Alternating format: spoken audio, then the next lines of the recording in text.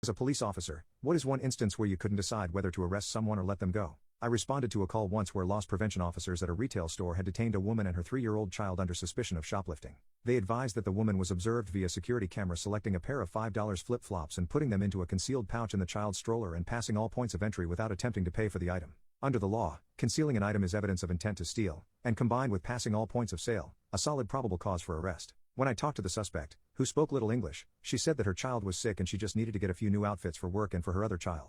The child with her had a face full of snot and was clearly sick. She stated that the flip-flops were the first item she selected and that she placed them on top of the stroller, but they kept falling off, so she took them in the pouch. She continued shopping, ultimately selecting and paying for over $200, including items. She had simply forgotten about the flip-flops. When confronted, she offered to pay for the flip-flops but was told she couldn't and that she was going to be arrested. The security footage revealed that she had placed them on top of the stroller, and they fell off twice before she placed them in the pouch. The loss prevention officer also confirmed that she offered to pay when confronted. The woman had technically committed a crime, and the loss prevention officer was adamant that the woman be arrested and issued a trespass warning. I did not feel that an arrest was appropriate, but my sergeant insisted that an arrest be made if the victim wanted it. The only discretion I was left with was to issue a notice to appear in lieu of a physical arrest. When told that she would be given a court date and released, the loss prevention officer became angry and demanded a physical arrest. While finishing my paperwork, I explained to the woman that she would be trespassed from the business and that if she were to get home and some of the clothes didn't fit, she would be unable to return to the store to exchange or return the items. It took her a minute, but she understood what I was saying and asked if she could return all of the items before she was trespassed.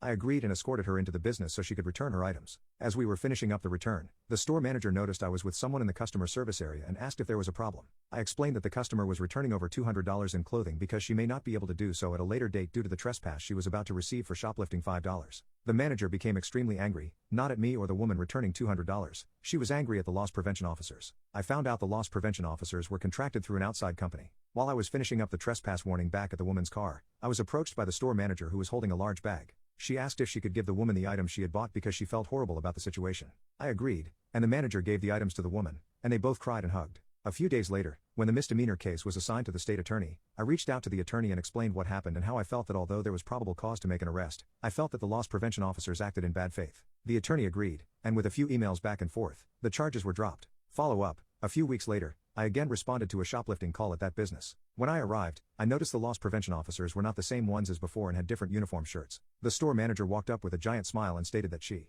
informed the corporate office what happened and that they terminated their contract with the previous security company.